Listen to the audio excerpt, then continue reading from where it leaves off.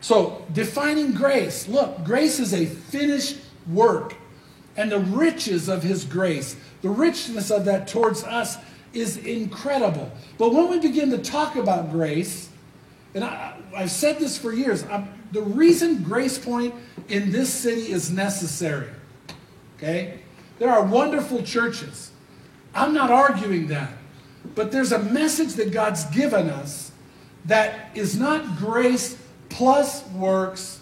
And you've heard this before, I'm just recapping, and we're going to talk about sin in a minute. This concept of grace where we work from his favor rather than for his favor. Seriously, even if you've never raised your hand in church before, if you get that, wave at me. If you don't get that, wave at me.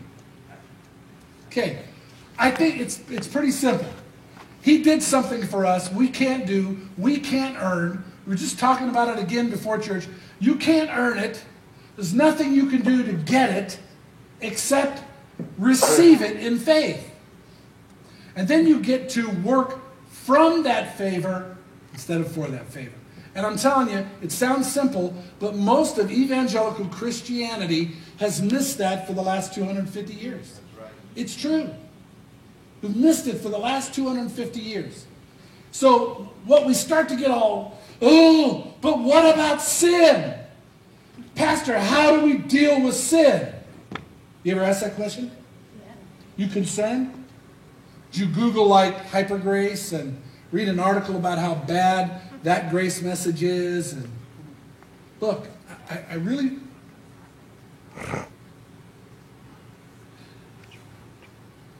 When you ask the question, then how do we deal with sin? Even the question itself begs correction.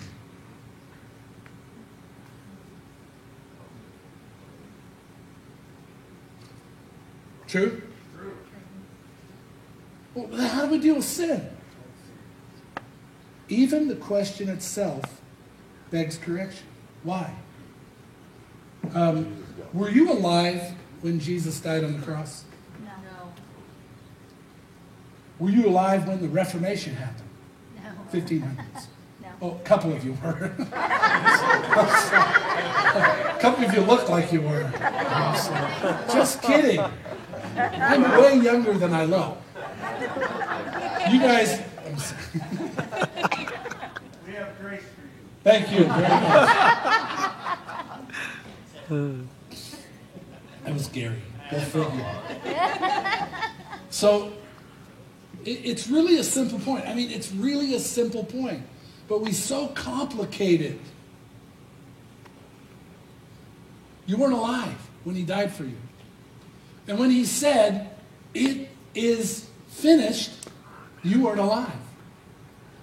Yeah, I know that, Pastor. But when you are born again, then from that point forward, when you sin, man, you got to pay for that.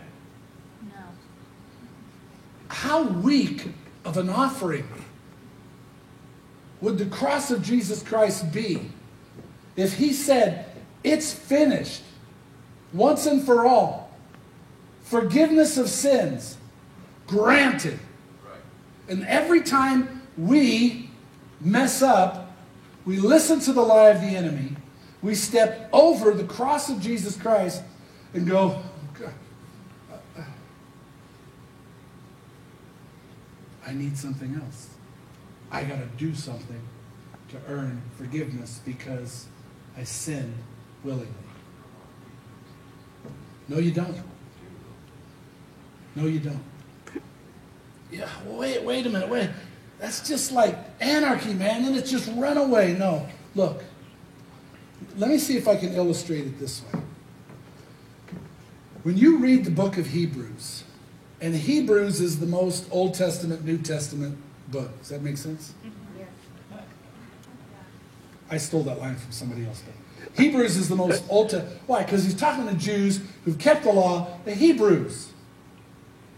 And they're all worried about sacrifice and priests and, So he goes through, look, you got this amazing high priest who can identify with everything you've ever gone through. And he's broken down the middle wall of separation. And he has provided such a perfect sacrifice that you now can come boldly before the throne of grace for mercy and grace in your time of need. Amen. True? Amen. So mercy is not taking the beating, right? Mercy is, I'm not getting the punitive side of it.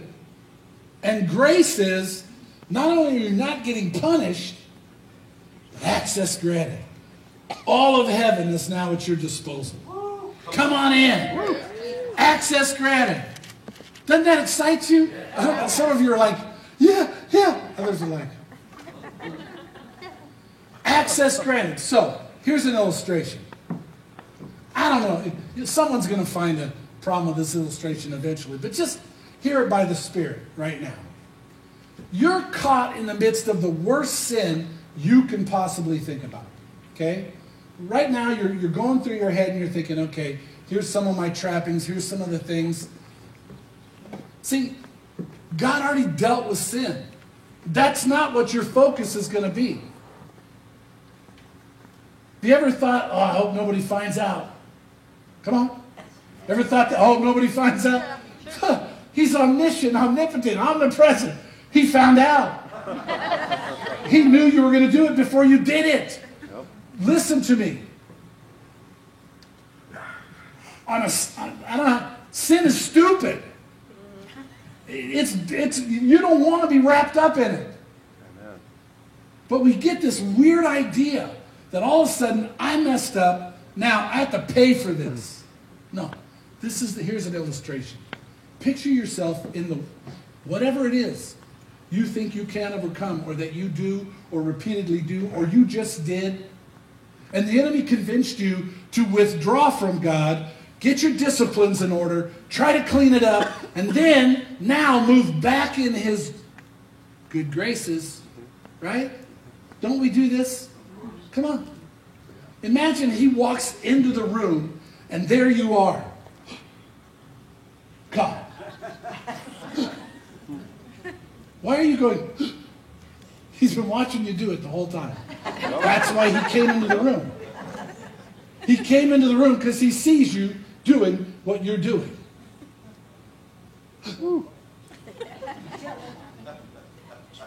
And this is what he would say. He would say, the enemy would say, oh, you better hide. You better run. Don't you even think of going to church. Don't you even think about, you got a Bible study tonight? Yeah, right. You're going to walk in, they're going to see it all over you. Liar. Right? Yep. And there's that lie. Yep. And if Papa walks in the room, this is what Papa says. Hey, come here. Let me show you a better way.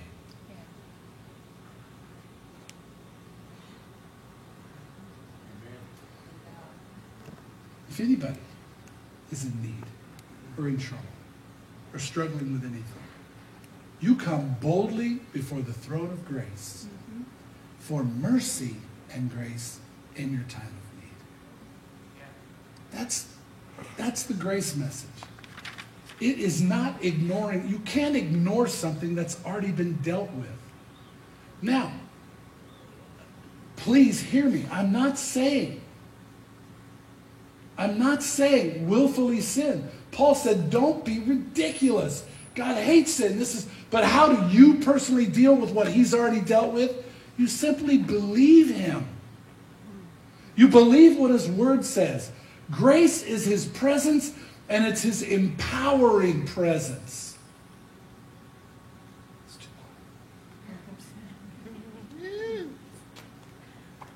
Hand in the cookie jar, up to your elbow. The door opens, and there he is. What's he say? Oh! You do it again! Done with you! Wait. What do you want me to do? No. It's like, come on. Right here. Let me show you a better way. Let me tell you who you are. My presence will empower you. And that's what his grace is. His grace is his presence. You know this to be true.